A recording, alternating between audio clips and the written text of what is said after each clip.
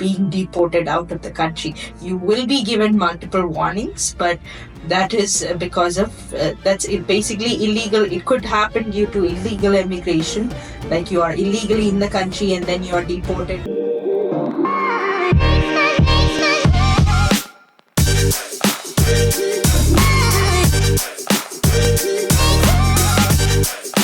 Hello everyone, welcome back again to one of the episodes for Malayali Moves, and with me here today is Liz and Chinu. And today we have decided to have a general conversation about the recent cases that we are hearing these days related to deportation. And first of all, I would like Liz to introduce us what exactly is deportation and why are we hearing about it so recently these days? Well, yes. Deportation in general terms is basically when you do not abide by the rules of the country and there are certain conditions as immigrants that you need to meet when you are in a Western country or any country be it. So when you don't abide by that conditions, the last resort is basically being deported out of the country. You will be given multiple warnings, but that is because of that's basically illegal. It could happen due to illegal immigration, like you are illegally in the country and then you are deported, or be it that you have been out of status and you are still remaining in the country. So if we take Canada into perspective, person coming on a study permit, they do have certain conditions to be met and they have an expiry date, and they need to make sure that they abide by the deadline and that expiry date. If not, they need to seek an extension, and if they're even given grace period of restoration period, and if they have even crossed that, they will be out of status. So when you are staying in the country out of status, you got to exit the country by yourself voluntarily. If not, if the government finds it out, they will deport you. That's what basically it is. That is for any kind of status, be it study permit, work permit. This is the condition, that this is why they deport. But generally speaking, nowadays it's pretty common because a lot of people are in the country who have crossed their deadlines of being in the country, because a lot of people came in as a huge sum into the country and their time's already up to be in the country and they're not able to extend their permits. So that's why we're hearing it a lot nowadays. So deportation has basically been around all this time, but like recently this topic has come up into the light so much, because I think after the US elections also, and the President Trump's one of the main agenda is to get the illegal immigrants out of the country. That's one of the prime objectives that he had pushed throughout his campaign also. I believe that's why we are hearing a lot more about deportations. Yeah, because Trump did come into power and he did make up rules, and people who were illegal in the country on H-1Bs or any kind of visa where they were not legally living in there, they were forced to be exited. So that actually put that onto the map even more nowadays. Right. So like also that once these all news has started coming out, we are seeing that a lot of people are in fact trying to cross into a lot of countries illegally. Like we have seen such things in movies and stuff like that, but I didn't know it was happening in such a large scale. Countries that share borders, like Canada shares borders with United States, and then United States shares border with Mexico. So these are the countries where a lot of illegal immigrants cross through, because there was a point where borders were not properly imposed. So people were just climbing walls and jumping into another country. We can't decline this fact altogether that illegal immigration had always been in place. Mm. People were always illegally immigrating from one country to another. The only thing is that because the native people are now suffering A a lot. lot, they are facing financial crisis, the rent has gone up, that this issue has been in limelight. And with Trump coming into picture, Mm. he has just changed the scenario for every country, I believe. Now every country has set its focus on illegal immigration, I believe. And no sooner we will hear that Canada's already initiated it, but I think so that in coming years, We'll be more hearing stricter more. regulation will come. It's already happening in Canada in the fact that, say, people the officers, Hmm. they are coming into the workplaces and trying to find out on what permits People are saying. people are Yeah. on in the country. Mhm. And if they are not on legal status or if they are not allowed to be working in that particular workplace, Mhm. Yeah. they're actually taking them to the airport and basically dropping them at the airport and to deporting ensure them, that they're that they actually leave. Because it was earlier how it was, they used to just give a paper and be like, you are deported, you got to exit the country sooner. Mm. But people were taking advantage of it that, okay, I'm not being monitored, I'm not accounted for after this. How are they going to know if I exited? Mhm. So officers are actually leaving them at the airport so that they ensure that they left. Mhm. So that's been happening lately a lot. Okay, because they were seeing that I think even after issuing the letters and all of that, people were actually not leaving the country. Yeah. Right, like they'll just go somewhere, maybe change their addresses. We don't know where they're going. There's no way to track down people like that. I think so now they are concerned with the false documentation as well. Yeah, very People true. who apply, Mhm. if they are applying for study permit or work permit and they have shown something which is not true and it's indeed false, then I think so that can also be a very big reason of deportation. So you believe the scrutiny has like gone up really high? Yeah, even I've for- heard cases like in airports, Mm. they are now verifying whether the documents that you're carrying with yourself are genuine or not. Oh, And if they are not, they will send those people right away from the airport itself. Mhm. They would not even let them into the country. So I think so people now have to become more vigilant with what kind of documentation they have used while applying for permits. Mhm. So yes. I think like a lot of rule changes also, right? Yeah. Recently, say for example, even to after you finish your studies here, as an international student, if you want to apply for a work permit, now you're supposed to prove your language again.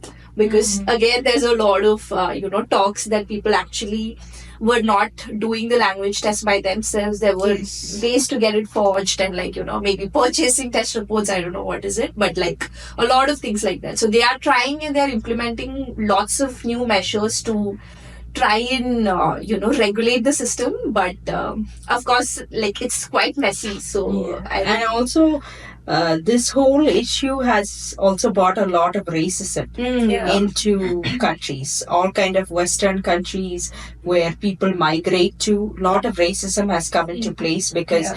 the local people do think that the country it is the way it is because of migrants. That's true. And Yeah. hate has gone up a Yeah. lot. Like, even if you're watching any random video on internet these days, like, you will find these comments such as deport and like, we don't want you here and That's all of that. And I think Yeah. that has increased like quite significantly over the past 2 years or so. And I mean, people are just outright ignoring what immigrants have, done for this country. And it's just not in Canada. We are witnessing this in so many other Western countries, like, Yeah, that's true.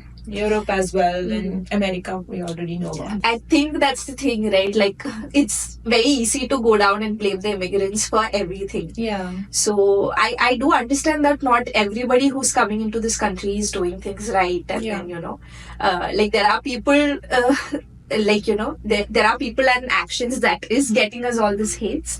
But like that being said, there's a significant portion of people who are actually here with the right intention to put in the right amount of hard work and then actually contribute positively to the economy. So it's like it's a bit sad. It's just stereotyping a certain type of people that say, hey, you're from India, you are all contributing to the way the country is. Yeah. Well, there are Indians who have come into the country earlier, even immigrants. There are a lot of immigrants who are doing the proper way. They have proper jobs. They are contributing to the economy, but they are all being judged because of certain people's actions. Yeah. So it's not that everybody is in the same boat. We got to analyze things on a case by case basis. Like a lot of hate crimes, just walking by in the groceries, a lot of them just blaming each other. Well, Indians as a whole, they are not bad. Yeah. It's just that certain people have brought up this whole lot of change and things that need to be fixed, but there's no quick fix to anything. It's migrants. The country did let, say Canada, did let immigrants into the country legally. And they have come into the country with legal proper documents. That's right. And they didn't just illegally come in. Yes, there are illegal people that came in that they do face deportation, and the deportation needs to be respected, because the country, you're not allowed to be in a country. That is why you're given that deportation notice. So see what I think there are so many people who go about and take this whole deportation very lightly, right? Yeah. Like we hear random stuff like people telling it's like a free ticket back home, that the government is going to pay for your flight ticket and whatever. So how exactly does it work? Like what are the implications, say if somebody is getting deported? It can affect a lot of their future applications, not just to the country that they're being deported from, but it is in their history. So most of the Western countries, say Canada, US, Australia, UK, when you apply for visa, they always ask you, have you been deported or have you been illegally done anything against the laws of the country? So basically any country is what they are meaning, not just that specific country. So it is very important that even if you cross the border by land, that is still you. And for whatever reason, flag polling in Canada was very common earlier, where people just went to the US border, they flag polled, they did their documentation, and then they don't enter US. It's a U-turn is taken to Canada. So you're basically denied entry into United States. So that is a very serious thing that needs to be disclosed in your previous application. Yes, I was denied to a country, even if you were just crossing a land border and you didn't really cross it. So those are that's things. a denial. Yes, that Do you is a think denial. lack of awareness is what is the reason for deportation as well? Because people sometimes they overstay, like you said, during their restoration period as well. They don't assess their situation and they don't consult someone who can guide them in the right direction. That causes like deportation in itself is very I would say it's a doubt that you have on your identity as well, because deportation from a country and then you go back to your country and then you get attacked that you have been deported, and the rest of your life you have that in your, like you said, history, in your credentials. Then it's really probably it's lack of awareness as well, right? I mean, maybe they don't understand the implications of all that is happening to them. And here also I know so many like say international students also, it's not like a lot of them are well aware about immigration as such, right? They don't understand when their permits are expiring. That's right. There are people who are taking it like very casually. Like say for example, if you're a student, then like your study permit must be valid when you're applying for a post-graduation work permit. But maybe for whatever reason they're deferring their programs, or like they didn't attend school for one term, or it was a scheduled break, or whatever be the reason, like there are chances that your study permit can get expired, and that has implications also. But like do you observe that a lot, that people are just very careless or casual about the status of the I have country? seen that a lot, like getting the passports expired. Like their passports is expired, they are in a foreign country. That is something, as when you are an immigrant in a country, always make sure your passport, which is your very important document, like your that's your private identity, basically being outside your primary country. So that needs to be valid, and make sure even if you have a study permit, your study permit needs to be valid, and it needs to meet the expiry date. Even past 1 day is still you have lived in this country illegally. So you have to make sure that your dates, say students coming into this country to do a longer course of program, more than 2 years, like 3 years or 4 years, they lose track of that study permit expiry. But it's very, very, very essential that you got to make sure that your documents that actually allows you to be in this country are valid. I think so. Apart from just the passport, you should always, maintain close contact with a good consultant who can always guide you in like every step. As soon as your permit is expiring, before that you have a plan in place, like every time. So Right. I think this is something that we've been highlighting a lot. Like, nobody's telling that do not move to a country, but like whenever you're moving, just move with a plan. that's Like whatever you're planning to come here and do, just have an idea. Now with the resources that you have in your hand, like internet, and you have like access to endless resources. There are people who are here, there are influencers who are doing content, related to how work life here is here in Canada, how your student life is going to go, how you have to plan your PR and things like that. Always refer to videos like that and put in some effort. It's better than coming to a country that you know nothing about and then like feeling so lost and struggling. Problem is what to do about those naive people who kind of trust on fraudulent people who extort like so much money. I think some people must have watched the news and it's insane the kind of money. So like related to deportation also, right now, since a lot of deportations is happening from US to say India, and then if you actually go about to the Indian media and you see certain news articles and things like that, where people are telling that they have spent like so much of money to actually just get an entry to US. I mean, they have not done the right thing. Of course, whatever the US government is doing is only right, that they did not, at the end of the day, they did not enter the country legally. But like you said, there is so many of these people who's going about promoting all these fraudulent activities, and at the end of the day they are getting away with all of this. They are not getting caught, they are not being held answerable, nothing. It's just these people and their hard-earned money, even though they did not invest it into a good use.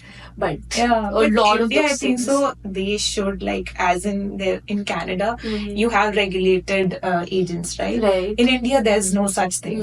So people just with references, they go to these places and they get themselves 100% visa success. All sort of very fancy claims. That's right. That you just go there, study, you get your PR.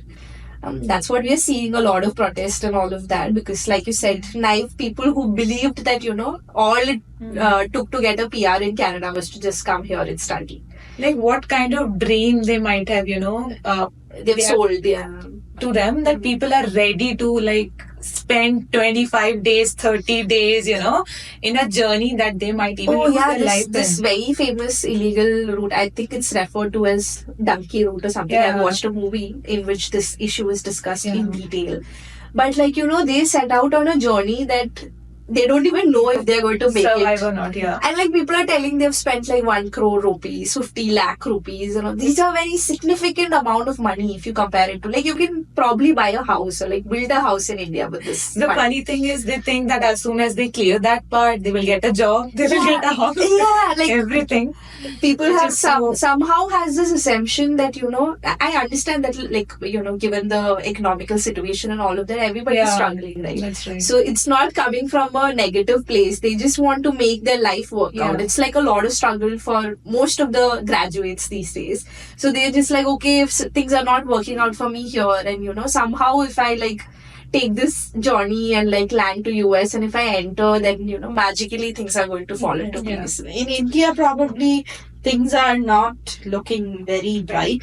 That's why people do want to move abroad. It's very competitive, right? Due to the population and whatever. So I think that sort of gives them the notion that, say, since these countries are less populated, it's very easy to probably land a job here.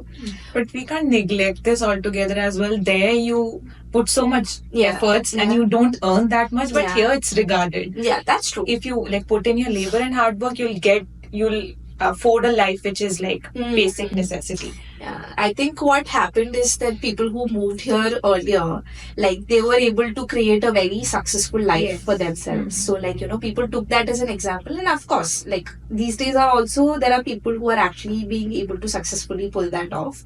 But like just by looking at that example, more and more people started coming in, right? Like, maybe that used to happen when 100 people were coming into this country. But when lakhs and lakhs of people are coming in, it's not going to be the same. That's true. Like, if you interact with international students right now also, there are so many of them who are not even... So, an international student can work for 24 hours. But there are people who are not even being able to find, say, 10 hours of work a week. That's right. And for your initial year, at least you have your GIC. You had, now even that is not a requirement, I believe. Exactly. That's taken off.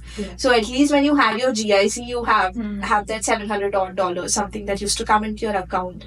Then, that will help you pay your rent and whatever expenses. The backup was there. Yeah, so it's just like, so many of them feel so stuck. So it's not like they can just snap their fingers and go back to their home country, right? So much is at stake. So that's the question, right? If people like natives here are targeting international students or, immigrants in general who legally made their way into this country. If the population is now looking like quite huge, you cannot simply, target and be racist towards them. They have legally come into this country only by believing what the government had told them, right? So we were sold this dream that, we'll get PR as soon as we complete our studies and we get Canadian experience. But now with these undocumented immigrants as well, we are like looking large in numbers, but it doesn't mean that we have somehow committed any crime, right? So I think so the government also plays a very huge role in this. For sure, it's right? like all of us mentioned, it's the permits that were issued, and these were legal documents, right? They always had the control over how many people they could approve the visa and give. Unfortunately, that numbers, it went into all places, and that's how this spike happened. And now then, like, everything is chaotic. I agree. It's not like everything is sorted and all of that. So that's the reason why this hate is coming up more and more. But that being said, there are certain things that is expected of an immigrant also when they move into a country. Say you are coming into a country to experience the culture and, contribute to this economy, not to bring back and impose your culture of where you come from. Of course, there's a time and place where you can celebrate your culture and like nobody's here, like everybody is respectful of also one factor for the racism. Yeah. So like now if people are telling that, like our festivity is the biggest and like, we are going to create a lot of nuisance. There were reels of, say, Indian weddings creating a lot of noise and things like that, and people were irritated by that. They were not able to sleep and things like that. So when you move into a country, like come in with an open mind and adapt to the culture here. And like, inside your home, of course, celebrate your culture, like celebrate your festivities and all of that in a closed place where you are not disturbing anybody.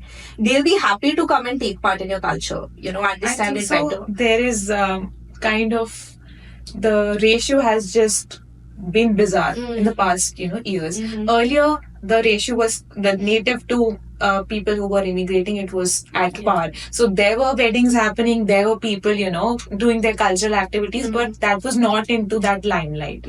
But now, since the ratio has so many people also, right? Earlier, maybe in those weddings also, there were like hardly 50-100 people. Now, because earlier the weddings were mostly done indoors and like it was not loud.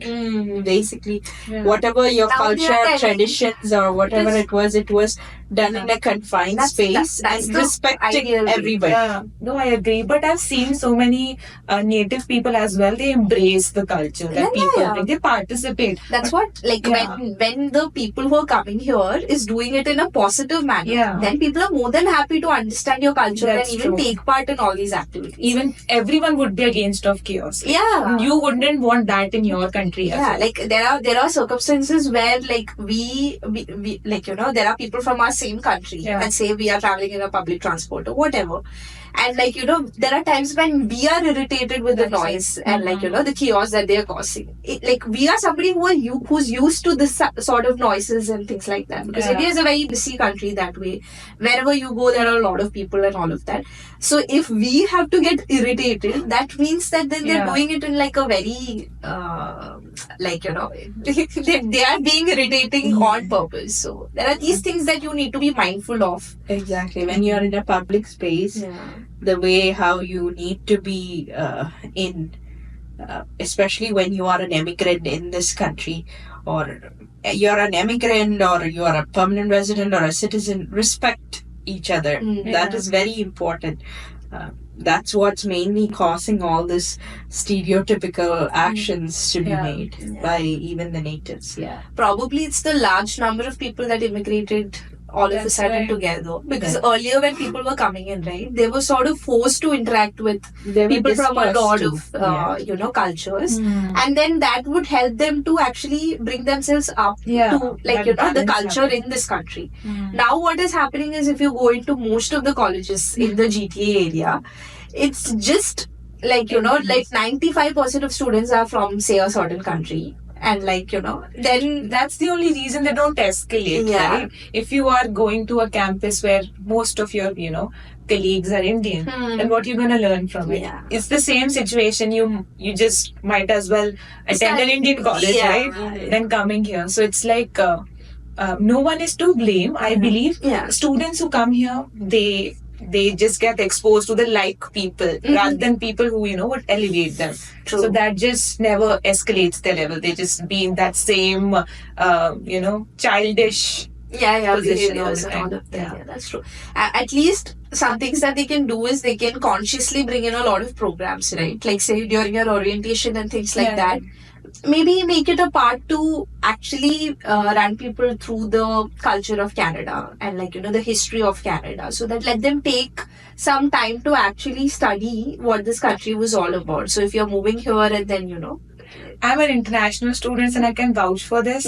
Like campuses and the faculty members, they know that their the cohort will mostly be Indian students. So what they do is that for their comfort, I don't know, they try to, rather than implement their own learnings onto them, they will kind of expect themselves to so amalgamate into their thing. you are telling that they are adjusting to the international That's right. They are standards. adjusting. They would, make themselves feel comfortable. Okay. Like because Indian students themselves, they are very, as we told it, they are very childish, right? So what they think is that for professors, it's much easy to be like them than Yeah, like no, but these are very serious issues that faculty members are mostly Indian. So what do we have to learn out of that? Wow. So it's just so then the idea is very clear, right? Like they are Yeah.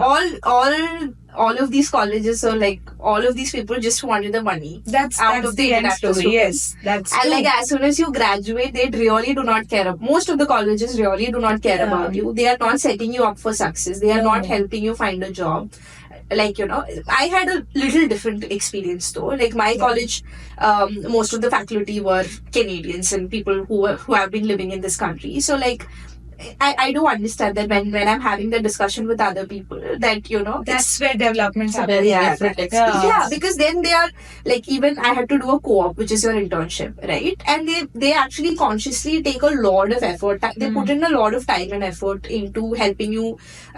They have a portal where they can connect you with employers. Yeah. There are job fairs that they actually go in. They go into employers' office. They have interactions with them. They make those connections, bring them to the campus for the students to interact. Yeah. They also had resume review sessions and all. They were putting a lot of efforts compared to say a lot of other colleges that I've interacted with. That's not the scenario. That's So- again why Canada is populated, right? Yeah. Because apart from the main campuses, they have now added on to additional campuses. Which is just one for room. yeah, one program, and there would be a huge campus all with Indian students. And what would you expect out of it, right? We are just going to a place where the faculty members are also Indian. So what we have to learn, the only thing we learn is that it's just And then when you're back home, say for example, when you're making this choice, there is very limited information that you And have. Like that's you don't necessarily know who your professor is going to be. We know nothing about it.